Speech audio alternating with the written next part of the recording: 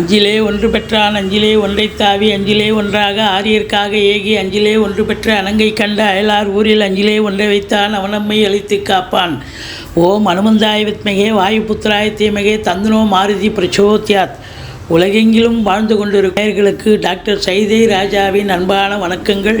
நாம் இப்பொழுது இந்த எபிசோடில் வார ராசி பலன்கள் மார்ச் 4ஆம் தேதி முதல் மார்ச் 10ஆம் தேதி வரைக்கும் உள்ளடக்கிய நாட்களுக்கு வாக்கிய பஞ்சாங்க அடிப்படையில் கிரகங்கள் 12 ராசிகளுக்கும் எப்பேற்பட்ட பலன்கள் வழங்கப் போகிறது என்பதை ஒவ்வொரு ராசியாக பார்க்கலாம் வாங்க.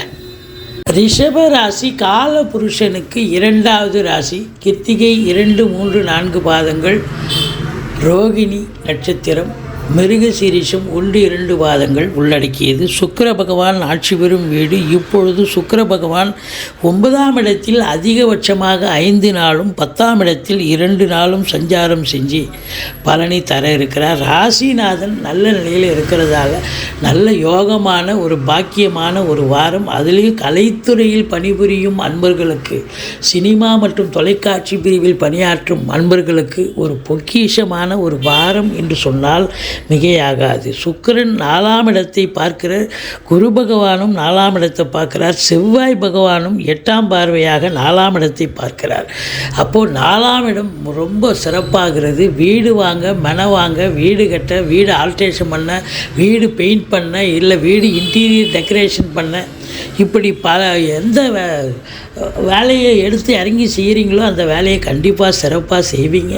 மற்றபடி உங்களை பொறுத்தவரையிலும் ஒரு சிலர் பார்த்திங்கன்னா வண்டி வாகனங்கள் பழசு விற்றுட்டு புதுசு வாங்கக்கூடிய ஒரு அமைப்பு கூட இருக்குது. இல்லை புதுசாகவே கூட வாங்கக்கூடிய ஒரு சூழல் இருக்கிறது. இந்த 2ஆம் இடத்து அதிபதி புதன் 11ஆம் இடத்தில் இருக்கிறார். இது மாபெரும் சிறப்பு. அவர் பார்த்திங்கன்னு சொன்னால் நீச்ச பங்கம் பெறுகிறார். அப்போது உச்சநிலை பெறுவதாக ஒரு அர்த்தம். நீச்ச பங்கம்னா வக்ரம் பெறுகிறார்.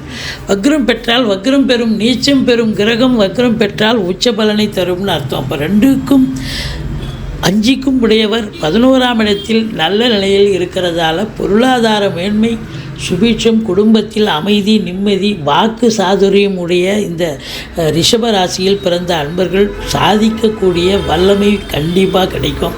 மற்றபடி சொத்து பத்து விற்பது வாங்குவது தொடர்பில் இருக்கும் அன்பர்களுக்கும் நல்லதே நடக்கும். படிக்கும் பிள்ளைகள் நல்லா படிப்பாங்க, எந்த குறையும் இல்லை. 5ல் கேது இருக்கிறது ஒரு மைனஸ் அப்படின்னு பார்த்தீங்கன்னா பூர்வீக சொத்தில் ஏதாவது பிரச்சனைகள் வரலாம். மற்றவங்க ஆட்டையை போடுறதுக்கு நினைப்பாங்க. நீங்கள் குலதெய்வ வழிபாடு, ரிஷிகள் முனிகள் குருமாருடைய ஆசீர்வாதம் மற்றும் தாய் தந்தையுடைய ஆசீர்வாதம் பெற்று சென்று வாருங்கள். நீங்கள் தலைக்கு வர்றது தலைப்பாயிட போகும். ஆனால் பிள்ளைகளுடைய உயர்கல்வி, வெளிநாட்டு கல்வி படிக்கக்கூடிய பிள்ளைகளுடைய கல்வி மிக மேம்பாடு அடையக்கூடும் என்று சொல்லலாம். மற்றபடி 6ஆம் இடத்தை குரு பார்க்கிறார். எதிரிகள் ஓடி ஒளிவார்கள். கடன் சுமை படிப்படியாக குறையும். கோர்ட்டில் கேஸ் எதாக இருந்தால் உங்களுக்கு சாதகமாக தீர்ப்பு வரும். மற்றபடி வெளிநாடு செல்லவிருக்கும் இந்த அன்பர்கள் உங்களுடைய வெளிநாட்டு பயணத்திட்டம் கண்டிப்பாக சக்ஸஸ் ஆகும். தாராளமாக செல்லலாம், சாதிப்பீர்கள், சரித்திரம் படைக்கப் போகிறீர்கள் என்று சொன்னால் மிகையாகாது. 7ஆம் இடத்து அதிபதி செவ்வாய் 9ஆம் இடத்தில் உச்ச நிலையில் இருக்கிறார். வாழ்க்கை துணை அல்லது மனைவியால் யோக பாக்கியங்கள். ஒன்று அவங்க பிறந்த வீட்டிலேருந்து லிக்விட் கேஷோ ஜுவல்ஸோ கொண்டு வரணும், அல்லது அவங்க வேலை பார்க்குற இடத்துல ப்ரமோஷன் இன்க்ரிமெண்ட்டு கிடைக்கணும். அப்படி ஒரு நிலை இருக்கிறது. இருந்தாலும் 7ஆம் இடத்தை சனி பார்ப்பதால் வாழ்க்கை துணைக்கும் உங்களுக்கும் கருத்து வேறுபாடு வரலாம், அல்லது அவங்களுடைய தேக ஆரோக்கியத்தில் அக்கறை தேவை. நண்பர்கள் சொன்னால் புரிஞ்சுப்பாங்க, நண்பர்களை புரிய வைங்க. மற்றபடி கூட்டு தொழில் செய்பவர்களுக்கு, கூட்டாளிகளுக்கும் உங்களுக்கும் கருத்து வேறுபாடு வரும். திடீர் அதிர்ஷ்ட வாய்ப்புகள் கூடி வரும். வரா கடன்கள் வசூலாகும். இன்சூரன்ஸ் பணம் கிளைம் ஆகி கைக்கு வரக்கூடிய ஒரு காலகட்டம்.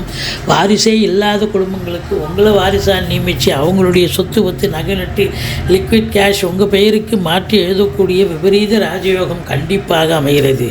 உங்களை பொறுத்தவரையிலையும் பார்த்தீங்கன்னா இந்த செவ்வாய் நல்ல நிலையில் இருக்கிறதால செங்கல், மணல், ஜல்லி, ஹார்ட்வேர்ஸ், ஃப்ளாட் ப்ரமோட்டர்ஸ், அதாவது பூமி சம்பந்தப்பட்ட தொழில் செய்யக்கூடிய அன்பர்களுக்கு நல்ல ஒரு யோகமான ஒரு காலகட்டம் என்று சொன்னால் மிகையாகாது. உங்களை பொறுத்தவரையிலே கலைத்துறையில் இருக்கும் அன்பர்கள் சாதிக்கப் போகிறீர்கள். மற்றபடி சூரியன் 10ஆம் இடத்தில் அமர்ந்து தன்னுடைய 4ஆம் வீட்டை பார்ப்பது மிக மிக சிறப்பு. சொந்த தொழில் செய்யக்கூடியவர்களுக்கு, அதாவது சூரியன் சனி இணைவு என்று சொன்னால் தந்தைக்கு இடர்பாடுகள் வந்தாலும் சொந்த தொழில் செய்யக்கூடியவர்களுக்கு அற்புதமான ஒரு காலகட்டம். தொழிலதிபர்களுக்கு ஒரு முன்னேற்றகரமான ஒரு பாதையில் செல்லும் என்று சொன்னால் மிகையாகாது. மொத்தத்தில் 11ஆம் இடத்தில் ராகு இருக்கிறதுங்கிறது ரொம்ப அற்புதங்க. வெளிநாட்டு பயணத்திட்டம் உங்களுக்கு அனுகூலத்தை தரும். உள்நாட்டு வாணிபம், வெளிநாட்டு வாணிபம், ஏற்றுமதி இறக்குமதியாளர்கள், ஷேர் மார்க்கெட்டில் இன்வெஸ்ட் பண்ணுறவங்க, ஸ்பெக்குலேஷன் பண்ணுறவங்க, ஆன்லைன் பிஸ்னஸ் பண்ணுறவங்க, இவங்களுக்கெல்லாம் சிறப்பான ஒரு காலகட்டம். அதே நேரத்தில் உங்கள் வன்மையாக, அதாவது வாக்கினை தொழிலாக கொண்டு செயல்படக்கூடிய அன்பர்களுக்கு ஒரு பிரகாசமான ஒரு வாரம். நல்ல சம்பாத்தியத்தை பார்க்க போகிறீங்க, சந்தோஷத்தை பார்க்க போகிறீங்க. 12இல் குரு, செலவினங்கள் ஏற்பட்ட போதிலும் சுப செலவுகளே ஏற்படக்கூடிய ஒரு காலகட்டம். இந்த ரிஷபராசிக்கு 4, 5, 6 மார்ச் 4, 5, 6 சந்திராஷ்டம நாளாக வருவதால் எச்சரிக்கையோடு இருங்க. மற்றபடி உங்களுக்கு தாய் சொந்தங்களால் ஆதாயம், வண்டி வாகனங்களை வச்சு பொழப்பு நடத்தக்கூடியவர்களுக்கு ஆதாயத்தை தரும். புதிய வண்டி பழசை வச்சுட்டு புதுசு வாங்கலாம், சொத்து பத்தில் இன்வெஸ்ட் பண்ணலாம். எதிரிகள் ஓடி ஒளிவார்கள். வெளிநாட்டு பயணத்திட்டம் உங்களுக்கு நலம் பயக்கும். திடீர் அதிர்ஷ்ட வாய்ப்புகள் கூடி வரும். தொழிலில், உத்தியோகத்தில் ஒரு மேன்மையான ஒரு ஸ்திரத்தன்மையை பார்க்கலாம். தற்காலிக போஸ்டிங்கில் இருக்கிறவங்க நிரந்தரமாக இருப்பாங்க, நிரந்தர போஸ்டிங் வாங்குவாங்க. அதே நேரத்தில் வேலைவாய்ப்பு, படித்து முடித்த இளைஞர்கள், வேலைவாய்ப்பு இல்லாதவர்களுக்கு அவங்களுக்கு உகந்த ஜாதக அடிப்படையில் தொழிலோ அல்லது உத்தியோகமோ ஏதாவது ஒன்று அமைந்து நல்ல பிஸி ஷெட்யூல் கிடைக்கக்கூடிய ஒரு அமைப்பு, சாதிக்கக்கூடிய ஒரு அமைப்பு என்று சொன்னால் மிகையாகாது. நீங்கள் பிள்ளையாரை வழிபாடு செய்யுங்கள். வாழ்க்கை வளமோடும் நலமோடும் அமையும்.